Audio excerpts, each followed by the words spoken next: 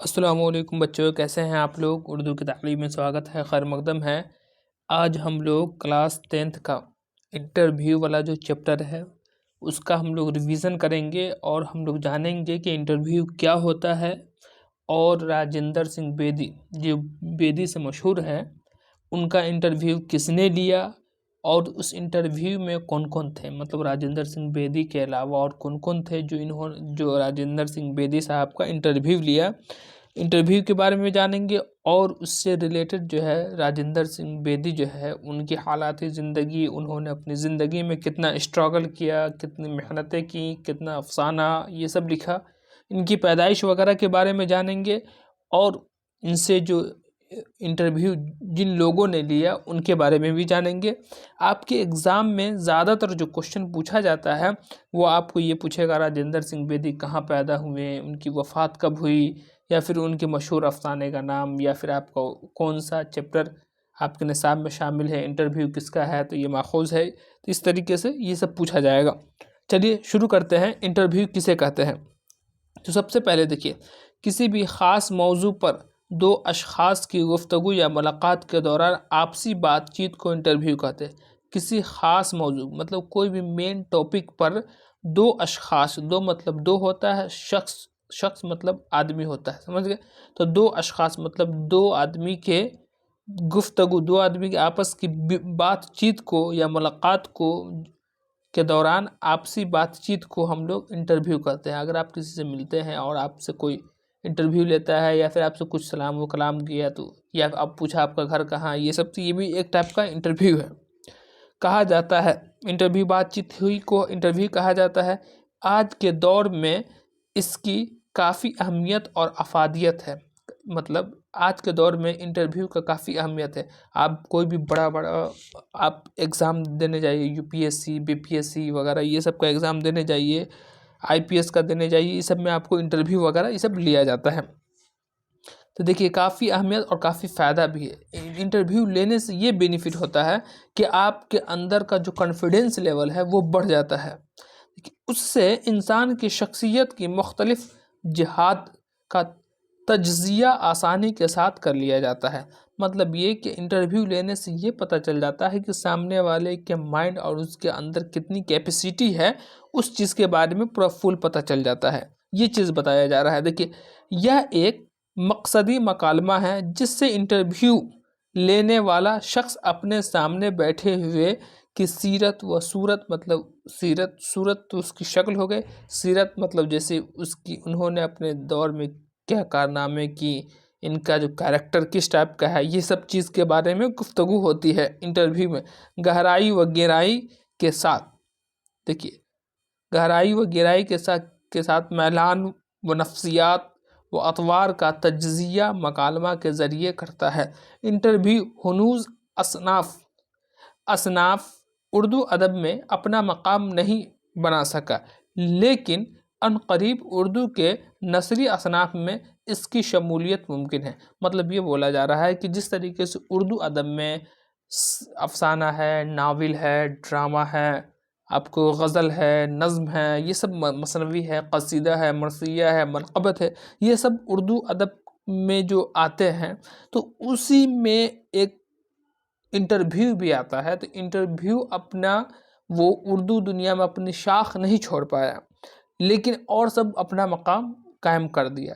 لیکن اب جیسا دور چل رہا ہے اس اعتبار سے آپ کو اردو ادب میں نثری صنف میں آپ کو اس کا بھی دور چلا جا رہا ہے، اس لیے کہ آپ کوئی بھی بڑا سے بڑا ایگزام دیکھ لیجئے، اس میں آپ کو انٹرویو وغیرہ لیا جاتا ہے اور اس سے ریلیٹڈ جو ہے آپ کو جو ٹاپک ہوتی ہے آپ کے بارے میں، آپ کا پورا آپ نے اپنی زندگی میں کتنے اسٹرگل کیے، یہ سب کے بارے میں بتایا جاتا ہے۔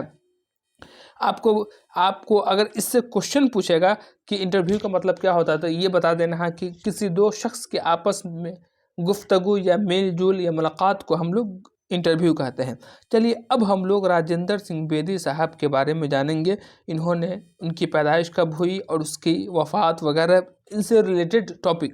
دیکھیے عہد حاضر کے چند بلند پائے افسانہ نگاروں میں راجندر سنگھ بیدی کا شمار بھی ہوتا ہے۔ مطلب عہد حاضر میں جو دور چل رہا تھا اس سمے جو بھی بڑے بڑے افسانہ نگار تھے اس میں راجندر سنگھ بیدی کا بھی نام آتا ہے، جیسے پریم چندر ہو گئے، آپ کو راجندر سنگھ بیدی ہے، سید محمد محسن ہے، سہیل عظیم آبادی ہے، عصمت چغتائی ہے، یہ سب بڑے بڑے مشہور جیلانی بانو، یہ سب افسانہ نگار اپنے دور کے تھے. ٹھیک ہے. انسانی نفسیات کی نماز ہے. زندگی کی چھوٹی چھوٹی حقیقتیں ان کے افسانوں کا موضوع بنتی ہیں. مطلب بیدی صاحب اگر کوئی افسانہ وغیرہ لکھتے ہیں تو زندگی، آپ کی جو لائف سائیکل میں جو چیزیں چل رہی ہے اس چیز کی چھوٹی چھوٹی چیز کو لے کر وہ افسانہ کا مین کیریکٹر بناتے ہیں اور لوگوں کو روشناس کرتے ہیں. روشناس مطلب سمجھے، لوگوں کو دکھاتے ہیں کہ دیکھیے در حقیقت اس کی کیا اہمیت ہے. لوگ اس کو اپنی اہمیت، اپنے وقار سے اس کو گرا چکے ہیں، اور بہت ساری چیزیں ہیں. اور ان کے افسانہ کو پڑھیے گا تو آپ کو، جیسے کہ کلاس 12 میں آپ جائیے گا تو کوارنٹین ہے جو پلیگ بیماری کے بارے میں، تو راجندر سنگھ بیدی صاحب لکھے ہوئے بہت ہی ہائی لائٹڈ، بہت ہی مشہور کتاب اور بہت ہی مشہور افسانہ تھا ان کا. اسی طریقے سے انٹرویو ہے، تو انٹرویو میں تو یہ خود اپنا انٹرویو دے رہے ہیں. تو دیکھیے آگے، زندگی کی چھوٹی سے چھوٹی حقیقتیں ان کے افسانوں کا موضوع بنتی ہے. بیدی کی پیدائش، ان کی پیدائش 1 ستمبر 1915 کو لاہور میں ہوئی. بیدی کا سب سے بڑا کمال ان کے فن کا صناعی ہے. اپنے افسانوں کے کردار کو وہ اس طرح سے تراشتے ہیں کہ جیسے کہ ایک سنگ مطلب پتھر، تراش مطلب تراشیدن مدر سے تراشنا آیا ہے. تراشنا مطلب سمجھیے کہ کسیدہ کرنا، بنانا، جس کو مستری کہتے ہیں. ٹھیک ہے. تراش پتھر کے ٹکڑوں کو اپنی چھینی سے تراش کر زندہ اور روشن وجود میں بدل دیتا ہے. جس طریقے سے پتھر تراش جو ہوتا ہے، کوئی بھی پتھر اس کی کوئی اوقات نہیں، لیکن اپنے ہنر کے ذریعے اس پتھر کو اس طریقے سے کسی حلیے میں، کسی خوبصورت اشیاء میں اس کو چینج کر دیتا ہے کہ اس کی اہمیت ہو جاتی ہے. تو اسی طریقے سے راجندر سنگھ بیدی صاحب کے بارے میں بتایا جا رہا ہے کہ انہوں نے افسانے کو اس انداز میں ڈھالا کہ اس افسانے کو پہلے تو کوئی اس کی حیثیت نہیں تھی، لیکن انہوں نے جب اس کو ڈھالا اس طریقے سے کہ ہر عام و خاص شخص کے اندر انہوں نے اپنے افسانہ کو ڈال دیا اور انہوں نے شہرت پائی. دیکھیے آگے کیا ہے. راجندر سنگھ بیدی صاحب کو ہم کو یاد کیا کرنا ہے اس میں. دیکھیے اب راجندر سنگھ بیدی اپنے دور کے بہت بڑے افسانہ نگار تھے. ان کی پیدائش 1 ستمبر 1915 کو لاہور میں ہوئی. یہ ٹھیک ہے. آگے چلیے. دیکھیے ان کے افسانوں میں سب سے زیادہ چہل پہل ان کے کردار کی پیدا کی ہوئی ہے. ان کے کردار میں تخیل کی رنگتی اور پختہ کاری ہے. بیدی نے نئی تشبیہیں اور نئے اشارے بھی وضع کیے ہیں. گہری جذباتیت، کرداروں کی تحلیل، نفسیاتی تجزیہ اور پس منظر، سچی زندگی، یہ سب ان کے موضوع اور فنی عناصر ہے. مطلب یہ سب ان کے موضوع کا ایک حصہ، ایک بھاگ، ایک ٹکڑا ہے.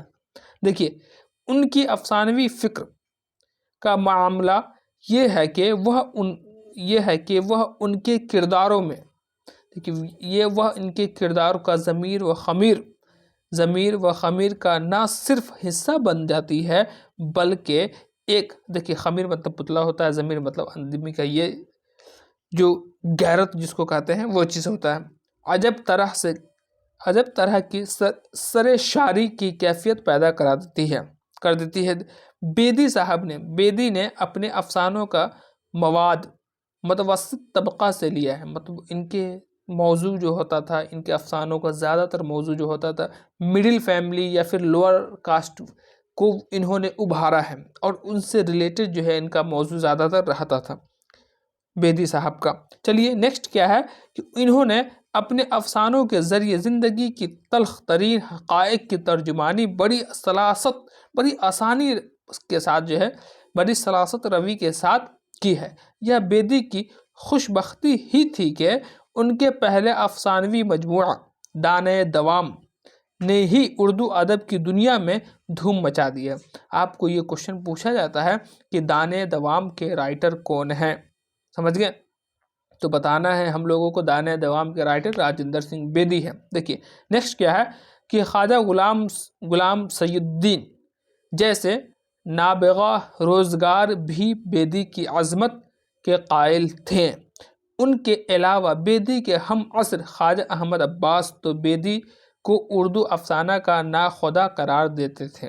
مطلب یہ اگر آپ کو کوشچن پوچھ دے کہ بیدی کو اردو کا ناخدا کس نے کہا تھا، تو خواجہ احمد عباس نے کہا تھا۔ مطلب اردو میں بیدی صاحب کو افسانہ نگار میں لوہا مانا جاتا تھا۔ مطلب اس طریقے کے وہ رائٹر تھے کہ انہوں نے اپنے دور میں اتنی اپنی پہچان، اتنی شناخت پیدا کی کہ انہوں نے جس طریقے سے آپ لوگ سنتے ہوں گے راجندر سنگھ بیدی کے جیسے جس دور کے، جیسے علامہ اقبال اپنے دور کے کس طریقے مشہور بڑے شاعر نکلے، مرزا غالب اپنے دور کے لاثانی، اس کے جیسا کوئی ثانی نہیں تھا، تو اسی طریقے سے راجندر سنگھ بیدی بھی اپنے دور کے ایسے افسانہ نگار تھے کہ وہ اپنی ٹائپ کا، ان کا جو موضوع رہتا تھا اس ٹائپ کا جو ہے کوئی اور افسانہ نہیں لکھتا تھا۔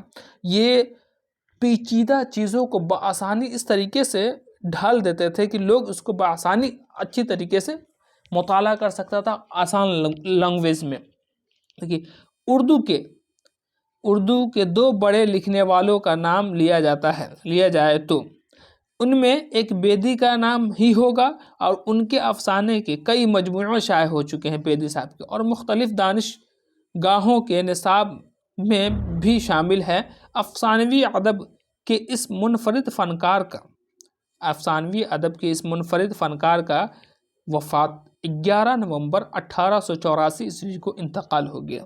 مطلب یہ کہ بیدی صاحب کی پیدائش 1 ستمبر 1915 عیسوی میں ہوئی تھی، اور 11 نومبر 1984 میں ان کا انتقال ہو گیا تھا۔ چلیے آگے ہم لوگ مطالعہ کرتے ہیں۔ دیکھیے بیدی سے انٹرویو کس نے لیا، تو بیدی سے انٹرویو کس نے لیا تھا تو وہ سب کے بارے میں دیکھیے۔ بیدی سے انٹرویو، تو اردو کے عظیم افسانہ نگار راجندر سنگھ بیدی کے ساتھ یہ انٹرویو 6 جولائی 1884 عیسوی کو ان کی قیام گاہ پر آل انڈیا ریڈیو ممبئی کے لیے صدا بنایا گیا۔ مطلب یہ بولا جا رہا ہے کہ اردو کے عظیم افسانہ نگار تو بیدی صاحب تھے ہی، اور ان کا یہ بھی کوشچن پوچھا جاتا ہے کہ ان کا انٹرویو کب لیا گیا تھا، تو ان کا انٹرویو 6 جولائی کو 1984 عیسوی کو ان کی قیام گاہ پر، 6 جولائی 1984 عیسوی، اور دیکھیے 11 نومبر کو ان کی وفات بھی ہو گئی تھی۔ تو 6 جولائی 1984 عیسوی کو ان کی قیام گاہ جہاں وہ رہتے تھے وہاں ان کا انٹرویو لیا گیا، اور کس نے لیا تھا دیکھیے آگے۔ دیکھیے صدا بنایا گیا، یہ بیدی کا آخری انٹرویو ہے جو انہوں نے اپنی زندگی میں ریکارڈ کروایا تھا۔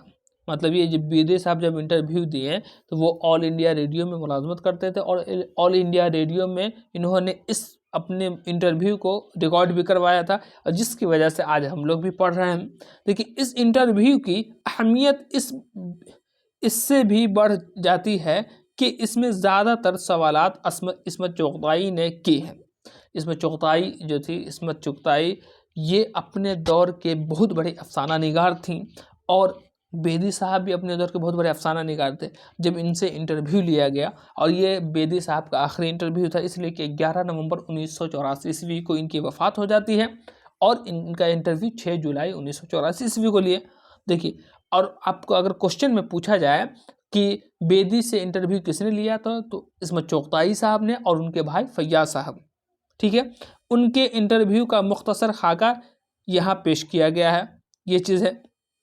دیکھیے انٹرویو میں عصمت چغتائی اور فیاض صاحب کے بارے میں کچھ بیان۔ دیکھیے ان کا تعارف، انٹرویو لینے والوں کا تعارف۔ تو عصمت چغتائی اردو ادب کی مشہور و ممتاز افسانہ نگار اور ناول نگار ہیں۔ وہ مشہور مزاح نگار عظیم آبادی نگار عظیم بیگ چغتائی کی بہن تھی۔ مطلب عصمت چغتائی جو تھی وہ اپنے دور کے مشہور افسانہ نگار تو تھی ہی، اور وہ مشہور مزاح نگار عظیم بیگ چغتائی کی بہن بھی تھی۔ ان کی شاہکار کہانیوں اور ناولوں نے اردو ادب کے سرمایہ میں کافی اضافہ کیا۔ دونوں اصناف میں فنی اعتبار سے ان کا مرتبہ و مقام بھی خاصا جو ہے یہ ہے۔ چلیے نیکسٹ کیا ہے،